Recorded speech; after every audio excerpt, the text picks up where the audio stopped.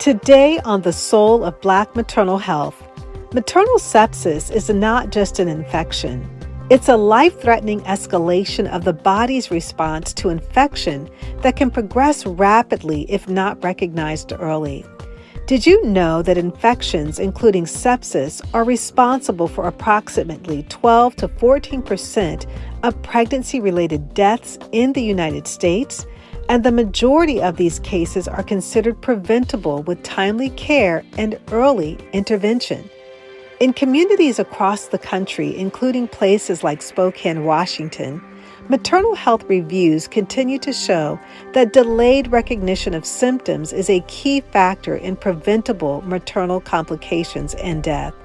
Sepsis can begin from something as common as a urinary tract infection, a cesarean incision infection, or a postpartum complication. But it can escalate into organ failure within hours if untreated.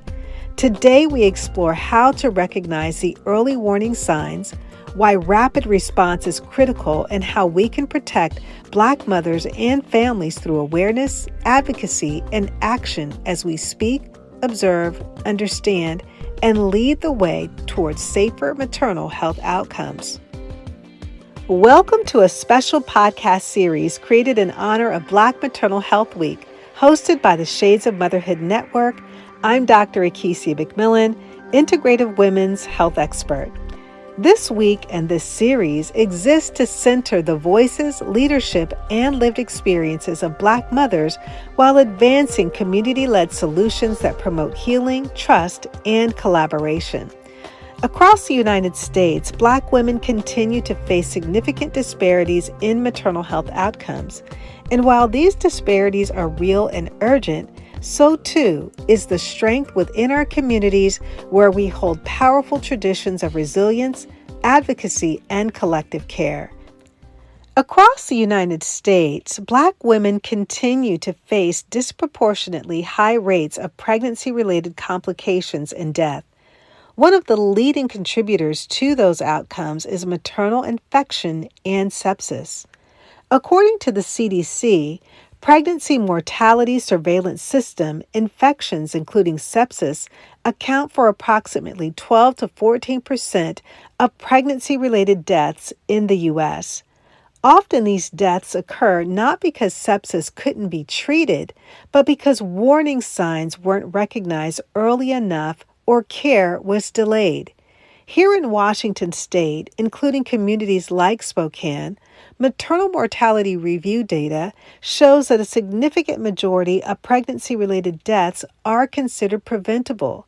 Delays in recognizing symptoms, lack of timely intervention, and disparities in health access remain recurring themes. That's why today we are focusing on one of the most important and urgent maternal health outcomes, one that can escalate rapidly and quickly: sepsis. Speak, naming the issue.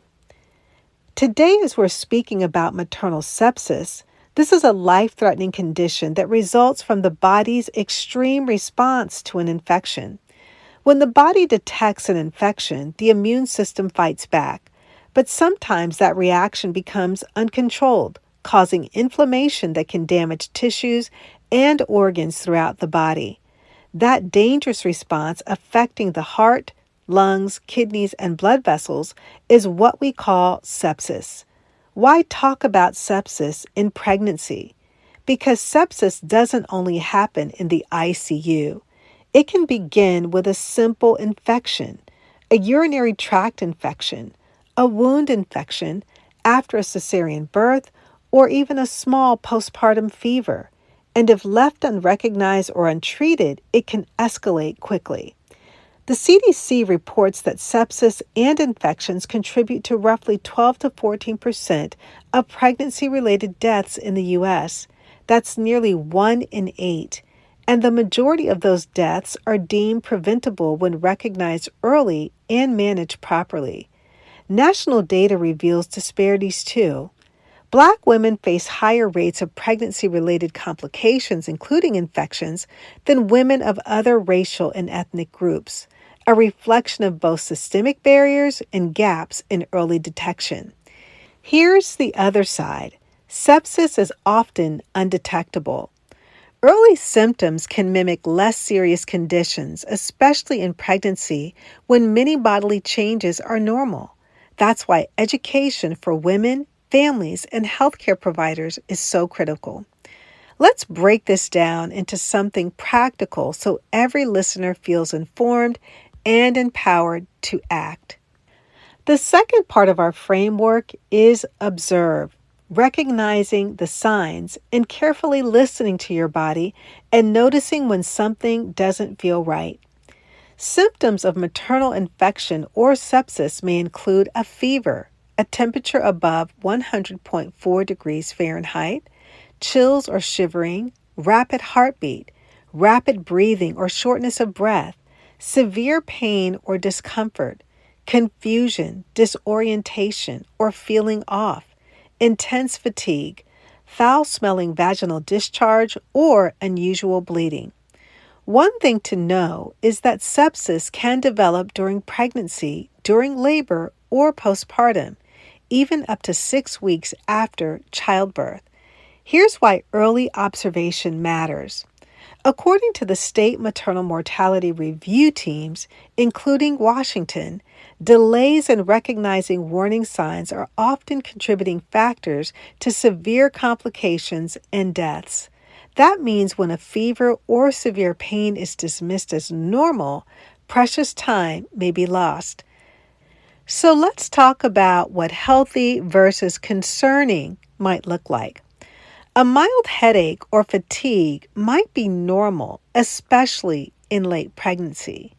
But a sudden fever with chills and pain, that's not normal, and you deserve immediate care. Feeling confused, dizzy, or faint, that could signal organ involvement and requires urgent attention. Observation just doesn't require a medical degree. It requires attention, curiosity, and trust in your experience. Partners, family members, and caregivers can also help by asking gentle questions. Is your temperature higher than usual? Do you feel worse today than yesterday? Has your pain increased or changed? These questions are simple, but they can help catch sepsis early. Now let's move into understand the why behind sepsis and how it connects to pregnancy. During pregnancy, a woman's immune system adapts to support the developing baby. While these changes are natural and necessary, they also affect how infections present and progress. Most infections are harmless if treated quickly, such as a urinary tract infection or a minor wound.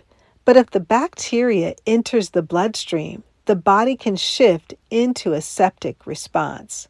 According to research supported by the National Institute of Health and the CDC, sepsis is a leading cause of severe maternal morbidity, life-threatening complications. A significant percentage of sepsis-related deaths involve delayed diagnosis or delayed treatment. The risk increases in populations with less frequent prenatal care, barriers to healthcare access, and higher levels of chronic stress. Here's a key point. One of the strongest predictors of poor outcomes isn't just the infection itself, it's delayed recognition. When symptoms are recognized early and care is initiated quickly, the risk of severe complications drops dramatically. This is where education, both clinical and community-based, becomes life-saving. In Washington State, maternal mortality review panels have noted that many severe outcomes associated with infection could have been prevented with earlier intervention. Understanding sepsis also means understanding that not one symptom stands alone. It's the pattern of symptoms, the rapid change over time, and the sense that something feels very wrong that matter most. Being informed helps women make decisions earlier, to contact a provider, to seek emergency care, to insist on testing. When you understand the biology and possible warning signs, you're better prepared to act. The final part of the SOUL framework is lead, taking action in your health and community.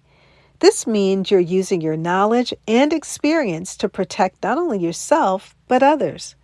Leadership in maternal health isn't reserved for physicians or policymakers. It begins at home, in your body, and in your circle. Here are ways that women and families can lead. Number 1, advocate for yourself. Ask questions like, what infections are you monitoring for? What symptoms should prompt immediate care? If I have a fever, when should I go to the ER? Your voice matters, and you have the right to answers. 2, build awareness in your circle. Talk to your sisters, your cousins, your friends, your neighbors. This is how sepsis can start. These are the symptoms that should never be ignored. Every conversation can save a life.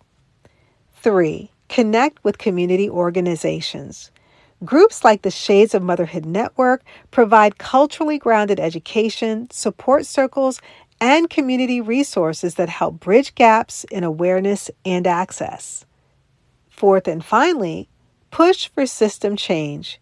Share your story with providers. Advocate for better screening tools. Support policies that improve maternal care access, whether in Spokane, Seattle, or across the nation. Leadership means transforming your lived experience into collective knowledge. When we lead, educated, confident, and supported, we can help protect families now and in the future. Before we wrap up, let's revisit the SOUL framework. Speak. We named sepsis and its impact in maternal health. Observe. We learned how to recognize early warning signs. Understand. We explored the biology and risk factors that make early detection critical. And lead. We outline practical ways women and communities can advocate for health and safety. Remember, maternal sepsis is serious, but it's identifiable and manageable when caught early. Your body sends signals, your voice matters, your awareness can change outcomes. Thank you for listening to this important conversation on the soul of Black maternal health. For more information on Black maternal health, visit the Shades of Motherhood Network at theshadesofmotherhoodnetwork.org.